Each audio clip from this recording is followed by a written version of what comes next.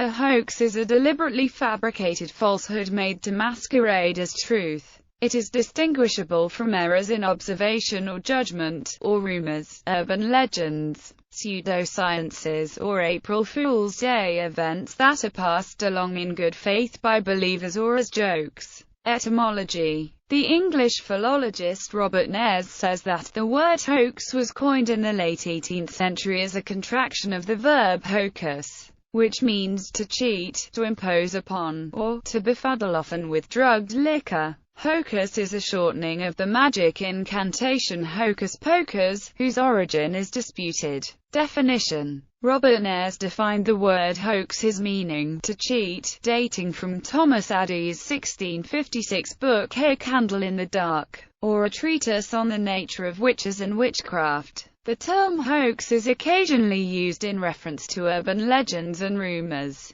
but the folklorist Jan Harold Brunvand argues that most of them lack evidence of deliberate creations of falsehood and are passed along in good faith by believers or as jokes. So the term should be used for only those with a probable conscious attempt to deceive. As for the closely related terms practical joke and prank, Brunvand states that although there are instances where they overlap, hoax tends to indicate relatively complex and large-scale fabrications, and includes deceptions that go beyond the merely playful and cause material loss or harm to the victim. According to Professor Linda Walsh of the University of Nevada, Reno, some hoaxes, such as the Great Stock Exchange fraud of 1814, labeled as a hoax by contemporary commentators, are financial in nature, and successful hoaxes, such as P.T. Barnum, whose Fiji mermaid contributed to his wealth, often acquire monetary gain or fame through their fabrications. So the distinction between hoax and fraud is not necessarily clear. Alex Bozer, the creator of the Museum of Hoaxes, states that the only distinction between them is the reaction of the public, because a fraud can be classified as a hoax when its method of acquiring financial gain creates a broad public impact or captures the imagination of the masses. One of the earliest recorded media hoaxes is a fake almanac published by Jonathan Swift under the pseudonym of Isaac Bickerstaff in 1708. Swift predicted the death of John Partridge, one of the leading astrologers in England at that time, in the almanac, and later issued an elegy on the day Partridge was supposed to have died. Partridge's reputation was damaged as a result, and his astrological almanac was not published for the next 6 years. It is possible to perpetrate a hoax by making only true statements using unfamiliar wording or context, such as in the dihydrogen monoxide hoax. Political hoaxes are sometimes motivated by the desire to ridicule or besmirch opposing politicians or political institutions, often before elections. A hoax differs from a magic trick or from fiction in that the audience is unaware of being deceived. Whereas in watching a magician perform an illusion, the audience expects to be tricked. A hoax is often intended as a practical joke or to cause embarrassment, or to provoke social or political change by raising people's awareness of something. It can also emerge from a marketing or advertising purpose. For example, to market a romantic comedy movie, a director staged a phony incident during a supposed wedding, which showed a bride and preacher getting knocked into a pool by a clumsy fall from a best man. A resulting video clip of Chloe and Keith's wedding was uploaded to YouTube and was viewed by over 30 million people, and the couple was interviewed by numerous talk shows. Viewers were deluded into thinking that it was an authentic clip of a real accident at a real wedding, but a story in the USA Today in 2009 revealed it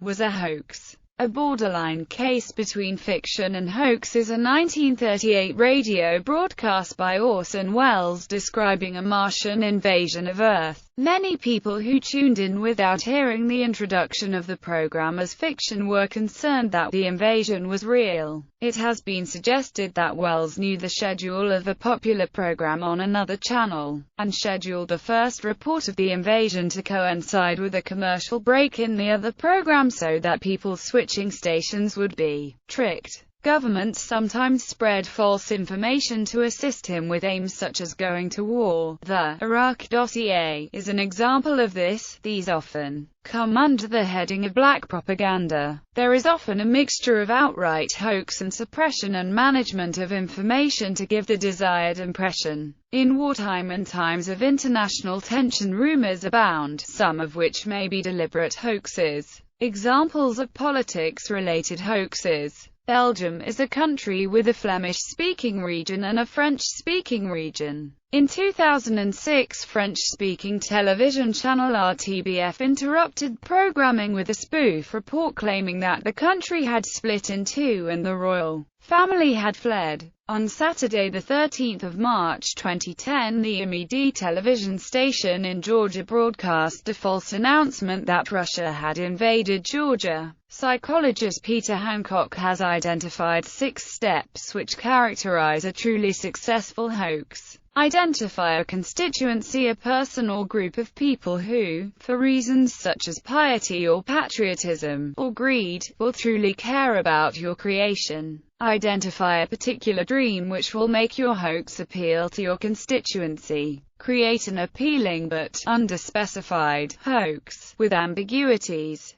Have your creation discovered. Find at least one champion who will actively support your hoax. Make people care, either positively or negatively. The ambiguities encourage interest and debate. Types of hoaxes. Hoaxes vary widely in the processes of creation, propagation, and entrenchment over time. For example, academic hoaxes, religious hoaxes, hoaxes perpetrated on occasions when their initiation is considered socially appropriate, such as April Fool's Day. Anthropologists were taken in by the Piltdown Man discovery that was widely believed from 1913 to 1953. Apocryphal claims that originate as a hoax gain widespread belief among members of a culture or organization, become entrenched as persons who believe it, repeat it in good faith to others, and continue to command that belief after the hoax's originators have died or departed.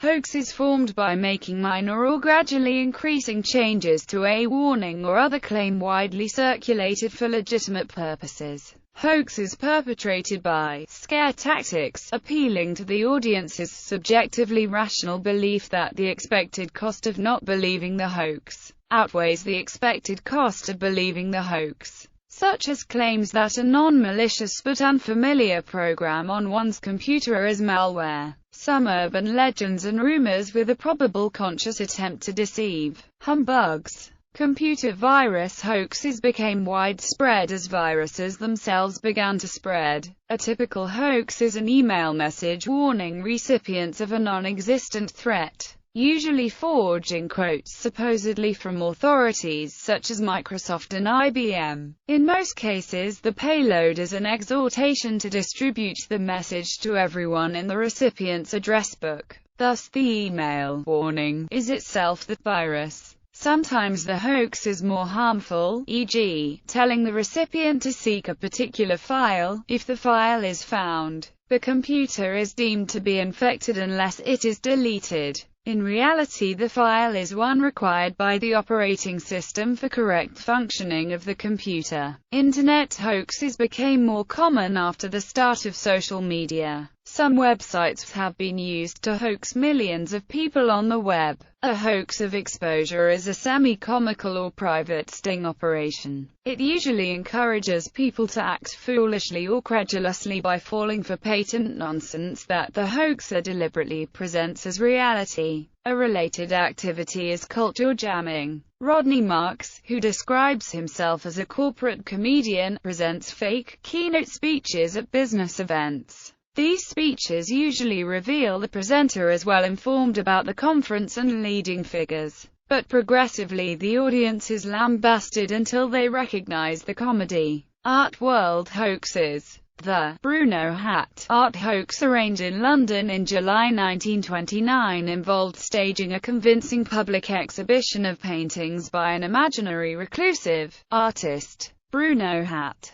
All the perpetrators were well-educated and did not intend a fraud, as the newspapers were informed the next day. Those involved included Brian Howard, Evelyn Waugh, Brian Guinness, John Banting and Tom Mitford. Nat Tate, an American artist 1928 to 1960. A 1998 art World Hoax by William Boyd, Disumbrationism, a modern art hoax, Pierre Brasseur, exposing art critics to modern paintings made by a chimpanzee. Spectra, a book of poetic experiments, a modernist poetry hoax.